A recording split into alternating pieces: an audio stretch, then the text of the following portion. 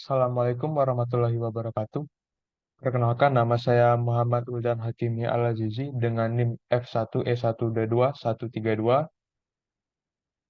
Di sini saya akan menjelaskan sebuah materi yang berjudul Sistem Electronic Commerce atau yang lebih sering dikenal dengan sistem e-commerce. Saya berasal dari kelompok 8 yang beranggotakan yang pertama ada Tisa Ameliawati dengan NIM F1E122-045. Saya sendiri dan juga Gazi Raihan Fitra Wicaksono dengan NIM F1E122-171. Bagian 1 itu dasar-dasar e-commerce. E-commerce secara umum kita kenal dengan transaksi transaksi jual beli yang dilakukan dengan internet. Transaksi tersebut termasuk dengan pembayaran, pembelian, penjualan ataupun pemasaran barang dan jasa. E-commerce mengubah bentuk persaingan, kecepatan bertindak, dan perampingan interaksi produk dan pembayaran dari pelanggan ke perusahaan dan dari perusahaan ke pemasok. E-commerce meliputi seluruh proses dari pengembangan, pemasaran, penjualan, pengiriman, pelayanan, dan pembayaran untuk berbagai produk dan jasa yang diperlukan dalam pasar global berjaringan para pelanggan dengan dukungan dari jaringan para mitra bisnis di seluruh dunia. Yang kedua, kita masuk ke ruang lingkup e-commerce. Banyak orang yang bergantung pada e-commerce, baik sebagai pembeli dan penjual, itu bergantung pada teknologi berbasis internet dan aplikasi serta layanan e-commerce untuk menyelesaikan proses pemasaran, penemuan produk, pemrosesan transaksi, dan proses layanan pelanggan serta produk. Contohnya, e-commerce dapat meliputi pemasaran interaktif, pemesanan, pembayaran, dan proses dukungan untuk pelanggan melalui katalog e-commerce dan situs lelang di World Wide Web. Teknologi e-commerce dapat diilustrasikan seperti hardware, software, data, dan komponen jaringan yang digunakan oleh Free Markers Inc. untuk menyediakan layanan lelang e-commerce online B2B. Selanjutnya yaitu berbagai kategori e-commerce. Yang pertama adalah e-commerce business to consumer atau lebih dikenal dengan B2C. B2C itu seperti perusahaan harus mengembangkan pasar elektronik yang menarik untuk menjual berbagai produk dan jasa kepada para pelanggan. Contohnya, banyak perusahaan yang menawarkan situs web e-commerce dengan menyediakan pajangan virtual dan katalog multimedia, sistem dengan jaminan seperti sistem pembayaran aman dan dukungan pelanggan online. Yang kedua, e-commerce business to business atau B2B. E-commerce ini melibatkan pasar e-bisnis dan hubungan pasar langsung antar perusahaan. Yang ketiga, kita masuk ke e-commerce consumer to consumer atau 2C2C.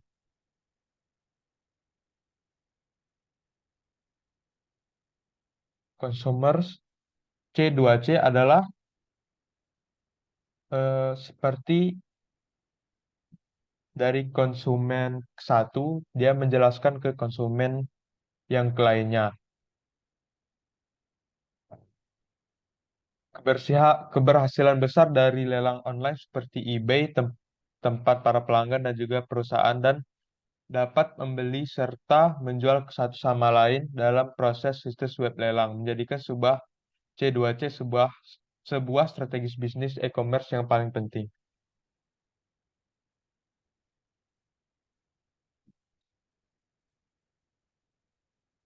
Selanjutnya ada yaitu pokok-pokok e-commerce. Yang satu, pengendalian akses dan keamanan.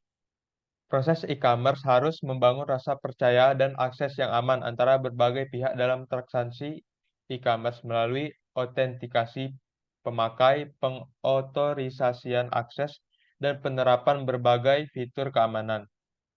Yang kedua, membuat profil dan personalisasi. Profil digunakan untuk mengenali Anda sebagai pemakai individual dan memberi Anda tampilan personalisasi atas berbagai isi situs serta saran produk dan iklan web yang telah dipersonalisasi sebagai bagian dari strategi pemasaran personal. Yang ketiga ada manajemen isi dan katalog. Software manajemen isi membantu perusahaan e-commerce untuk mengembangkan, menghasilkan, mengirimkan, memperbarui, dan menyimpan data teks serta informasi multimedia di situs web e-commerce. Seringkali berbentuk katalog multimedia mengenai informasi produk. Jadi, membuat dan mengelola isi katalog adalah rangkaian utama dari manajemen isi. Yang keempat adalah pemberitahuan kegiatan. Sebagian besar aplikasi e-commerce adalah sistem yang digerakkan oleh kegiatan, yang merespon berbagai kegiatan dari akses situs web pertama kali oleh pelanggan baru, hingga proses pembayaran dan pengiriman dan untuk hubungan pelanggan yang tidak ternilai serta aktivitas manajemen rantai pasokan. Kelima adalah kerjasama dan perdagangan. Kategori utama dari proses e-commerce adalah yang mendukung kesepakatan kerjasama penting dan layanan perdagangan yang dibutuhkan oleh para pelanggan, pemasok, dan stakeholder lainnya untuk menyelesaikan transaksi e-commerce. Selanjutnya yaitu ada proses pembayaran elektronik. Yang pertama ada proses pembayaran web. Kebanyakan sistem e-commerce di bisnis yang terlibat dalam web dan B2C pelanggan bergantung pada proses pembayaran kartu kredit. Akan tetapi, banyak sistem e-commerce B2B yang bergantung pada proses pembayaran yang lebih rumit berdasarkan pada penggunaan pesanan pembelian. Yang kedua ada electronic fund transfer. Sistem transfer dana elektronik atau yang biasa dikenal dengan EFT adalah bentuk umum dari pembayaran elektronik dalam industri perbankan secara retail. Sistem EFT menggunakan berbagai teknologi informasi untuk menangkap dan memproses uang serta kredit antara bank, perusahaan, dan para pelanggan mereka. Nah, berikut adalah pembayaran elektronik yang aman. Yang pertama adalah enkripsi atau kode dan pengacakan. Yang kedua ada enkripsi data yang lewat antara pelanggan dengan transaksi otorisasi kartu kredit perusahaan. Yang ketiga dengan cara mengambil informasi sensitif secara offline. Bagian 2, aplikasi dan berbagai isu dalam e-commerce. Yang pertama adalah tren aplikasi e-commerce. E-commerce mengubah cara bagaimana perusahaan melakukan bisnis secara internal dan eksternal dengan para pelanggan, pemasok, dan mitra dagang lainnya. Aplikasi e-commerce di banyak perusahaan telah melalui beberapa tahap utama sejalan dengan makin matangnya e-commerce di dalam dunia bisnis. Berikut adalah faktor-faktor keberhasilan e-commerce. Faktor pertama adalah pilihan dan nilai. Pilihan dan nilai itu seperti produk yang menarik, harga yang bersaing, jaminan, kepuasan, dan dukungan pelanggan setelah penjualan. Kedua ada kinerja dan pelayanan. Kinerja dan pelayanan ini berarti seperti proses belanja, navigasi, dan pembelian serta konfirmasi pengiriman yang cepat dan mudah. Tiga adalah tampilan dan rasa web.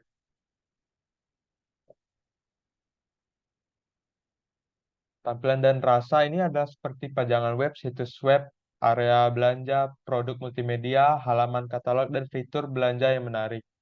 Keempat, iklan dan insentif.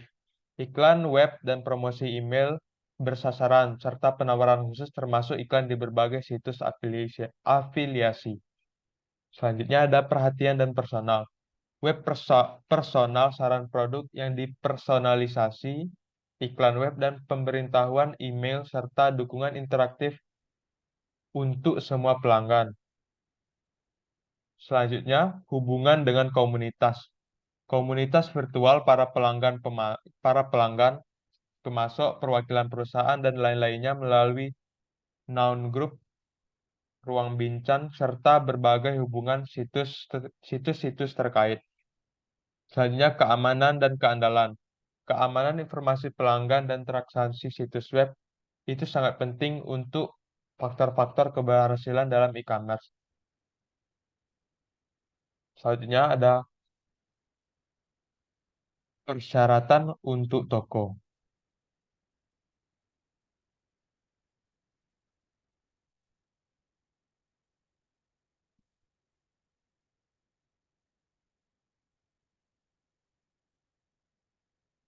Yang pertama adalah mengembangkan toko web.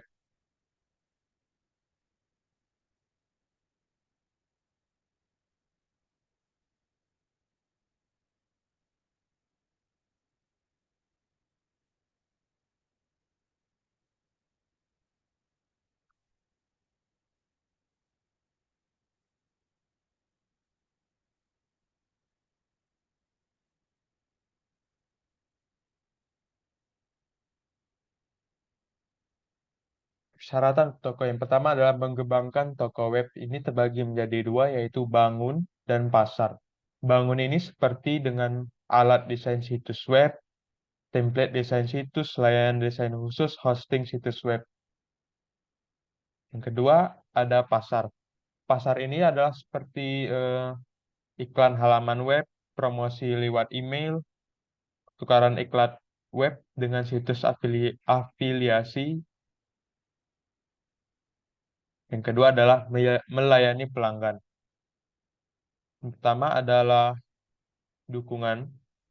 Dukungan itu seperti bantuan online situs web, email layanan pelanggan, kelompok diskusi dan ruang bincang, hubungan ke berbagai situs yang terkait. Yang kedua ada transaksi. Proses pesanan yang fleksibel, pemrosesan kartu kredit, pengiriman dan perhitungan pajak, pemberitahuan pesanan lewat email. Yang ketiga adalah layanan. Halaman web yang dipersonalisasi, katalog multimedia yang dinamis, mesin pencari katalog, kereta belanja terintegrasi. Yang ketiga adalah mengelola toko web. Ini terbagi menjadi tiga juga, yaitu pertama, pengelolaan. Pengelolaan ini seperti statistik pemakaian situs web, laporan penjualan dan persediaan, manajemen rekening pelanggan, hubungan ke sistem dan akuntansi. Yang selanjutnya ada operasi. Operasi adalah seperti dukungan teknologi online, kapasitas jaringan yang dapat diukur, serta server dan daya power yang lebih dari cukup. Selanjutnya perlindungan. Perlindungan seperti pelindungan password pemakai, pemrosesan pesanan yang dienkripsi, administrasi situs web yang dienkripsi, firewall jaringan, dan pemonitor keamanan. Selanjutnya adalah jenis-jenis pasar e-commerce. Yang pertama adalah satu ke banyak, one to many. Ini satu ke banyak, one to many ini berarti seperti menjalankan satu pemasok besar yang menerapkan penawaran katalog produk dan harga. Contohnya adalah seperti Cisco.com dan Dell.com. Yang kedua, banyak ke satu atau many to one, si beli pasar. Many to one ini berarti seperti menarik banyak pelanggan yang mengenuri tempat jual beli ini untuk menawar bisnis. Seperti dengan CIA. Yang yang ketiga adalah some to many atau beberapa ke banyak atau pasar distribusi. Menggabungkan para pemasok besar yang menggabungkan katalog produk mereka untuk menarik lebih banyak pembeli. Contohnya seperti VerticalNet dan Words.com. Selanjutnya adalah many to some atau banyak ke beberapa. Menggabungkan para pembeli besar yang menggabungkan katalog pembelian mereka untuk menarik lebih banyak pemasok dan lebih banyak persaingan serta harga saing lebih rendah. Contohnya Convision dalam industri otomotif dan Punrelos dalam industri ketenagaan. Selanjutnya adalah banyak ke banyak, many to many.